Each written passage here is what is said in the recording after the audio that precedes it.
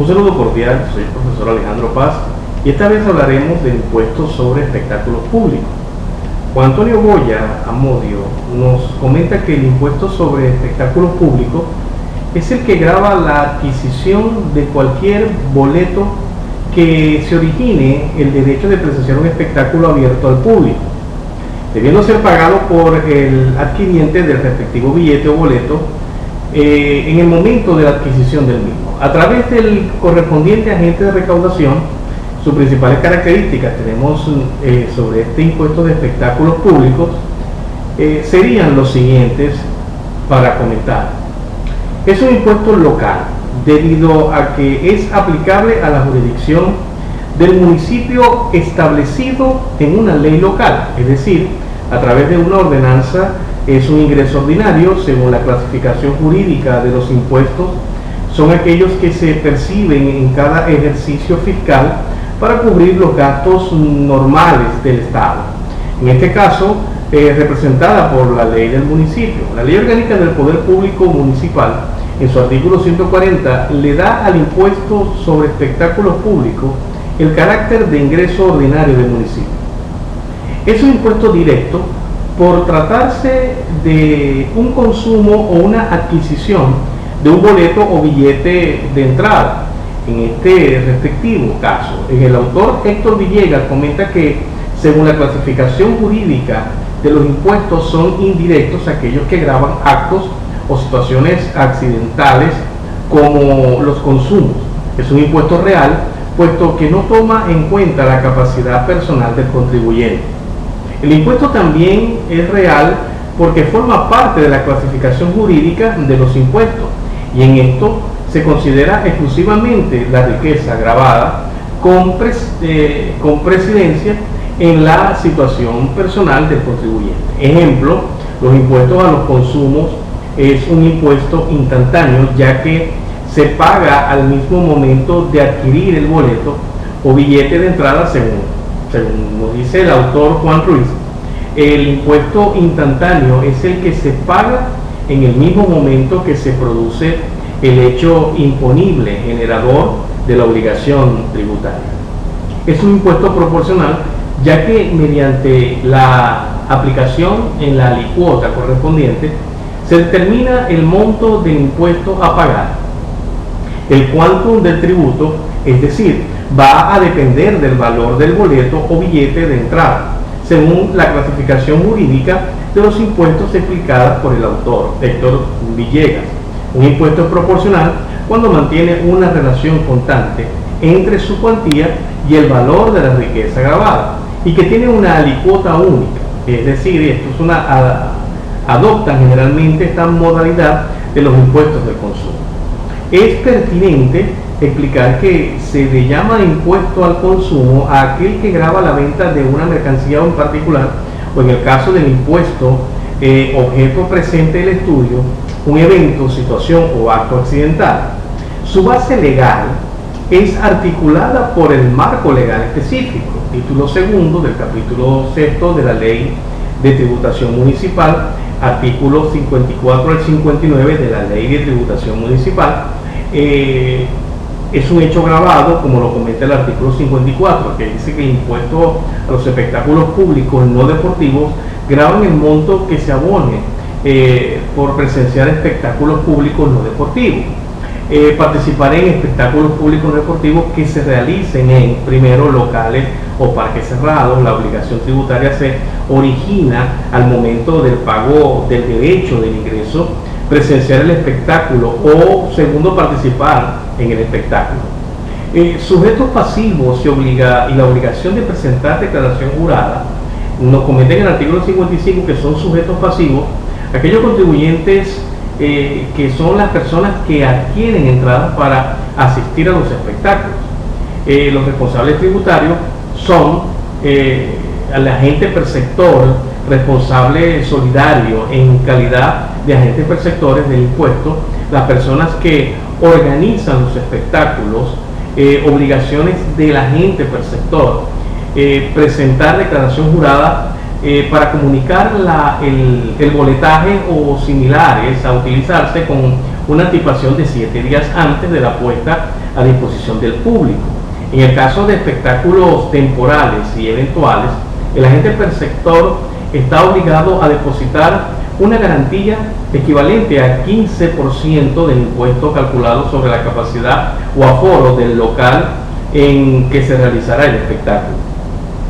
Los sujetos pasivos y la obligación de presentar declaración jurada, como lo comenta el artículo 55 de la aplicación de la garantía, vencido el plazo de la cancelación del impuesto, el monto de la garantía se aplicará con pago a cuenta o cancelatorio del impuesto según sea el caso.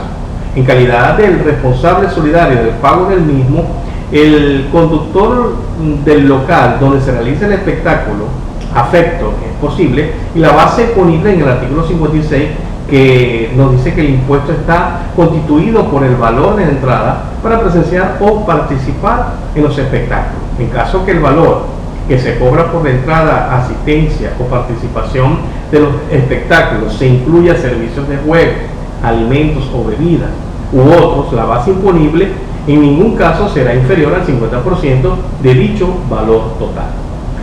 La alicuota del impuesto, según el artículo 57, el impuesto se calcula aplicando sobre la base imponible la tasa siguiente: espectáculos taurinos, 10% para aquellos espectáculos cuyo valor promedio ponderado de la entrada sea superior al 0,5% de la unidad impositiva. El 5% para aquellos espectáculos cuyo valor promedio ponderado de la entrada sea inferior al 0,5% de la unidad tributaria. Carreras de caballos, 15%, espectáculos cinematográficos, 10%, otros espectáculos públicos, 10%, conciertos de música en general, 0%, espectáculos de folclore nacional, teatro, cultura, zarzuela, conciertos de música clásica, ópera, opereta, ballet, y 0% para todo esto. Forma de pago del impuesto se pagará de la forma siguiente: tratándose de espectáculos permanentes y segundo de día hábil de cada semana, por los espectáculos realizados en la semana anterior. En el caso de espectáculos temporales o eventuales, el segundo día hábil siguiente a la realización, excepcionalmente en el caso de los espectáculos eventuales y temporales, y cuando existan razones que hagan presumir el incumplimiento de la obligación tributaria. La Administración Tributaria Municipal está facultada a determinar y exigir el pago del impuesto en la fecha y lugar de la realización del evento. Un ejemplo sería que la señora Pérez va a realizar un evento de toros coleados y va a cancelar en la alcaldía el impuesto sobre diversiones y espectáculos públicos. Para su tramitación cancela 2 unidades tributarias igual a 3.000 bolívares. Por participación de toros coleados cancela 2 unidades tributarias, es igual a 1.500 cada unidad tributaria multiplicado por 2 igual a 3. Además, cumple con los resultados de la carta aval del Consejo Cultural, total a cancelar 3.000 en impuestos. Y por último, tenemos los impuestos sobre inmuebles urbanos. Se define como un tributo municipal que se genera a partir de la propiedad o posesión de terrenos o construcciones ubicadas dentro del perímetro municipal urbano, dotado de servicios públicos por parte del municipio. La base imponible de este impuesto será el valor de los inmuebles y las principales características del impuesto sobre los inmuebles urbanos es típicamente local, ya que tiene vigencia en la jurisdicción de un determinado municipio. Asimismo, se refiere a la vinculación física del bien que es la materia imponible del tributo. Es decir, los bienes inmuebles por su naturaleza, que están sembrados o fijados en el suelo y son inseparables de él, tal como lo define la doctrina venezolana, son aquellos que no se pueden transportar, cambiar de un lugar a otro por sí solos ni por otra fuerza exterior. Un impuesto directo es que no puede trasladarse y que incide directamente en el propietario del bien inmueble gravado. Es real, ya que se paga de acuerdo al valor del bien inmueble gravado. sin tomar en cuenta la situación económica personal del contribuyente, debido a que se centra en las cualidades del inmueble. Es un impuesto al capital y no es un tributo sobre la renta inmobiliaria. No obstante, que algunos expertos en finanzas publican y que hayan considerado que en forma indirecta busca gravar dicha renta, de modo que dentro de la clasificación tradicional que se divide en los tributos según el objeto, es decir, según el gravamen de renta, el patrimonio o el gasto, está claro en el impuesto sobre el inmueble urbano. Es un tributo al patrimonio en cuanto que este significa que es una manifestación estática de riqueza.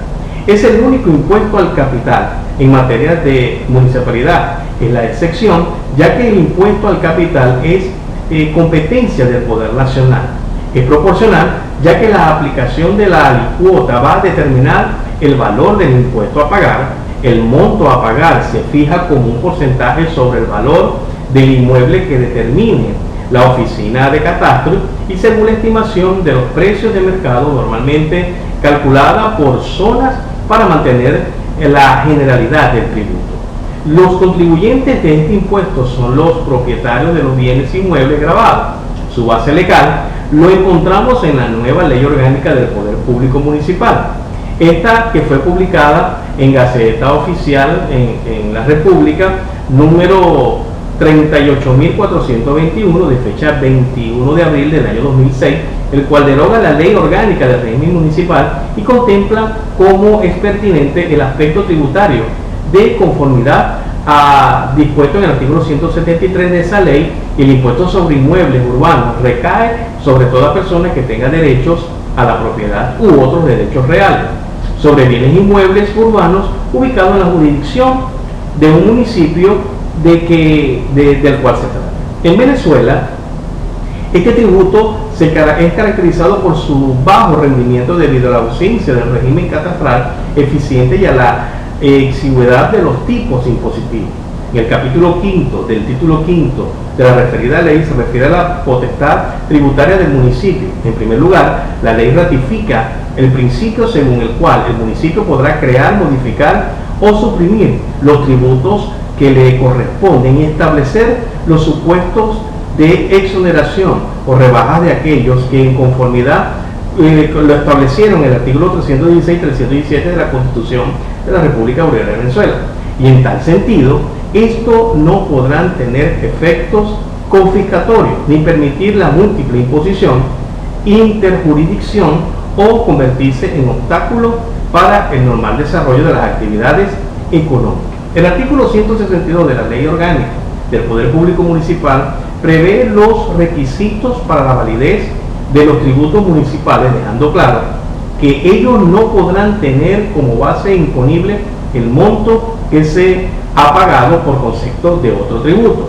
Como novedad destaca la ley que los municipios podrán celebrar contratos de estabilidad tributaria con determinados contribuyentes a fin de asegurar la continuidad en el régimen relativo a los tributos. En referencia a las alicuotas, criterios para distribuir la base imponible cuando sean varias las jurisdicciones de las cuales un mismo contribuyente desarrolle un proceso económico único u otros elementos determinativos en el tributo hasta por 4 años, no pudiendo ser dichos contratos celebrando ni prolongación de 1 año en la gestión municipal. Soy el profesor Alejandro Paz y esto es un ápice de lo que son los impuestos en Venezuela. Muchísimas gracias.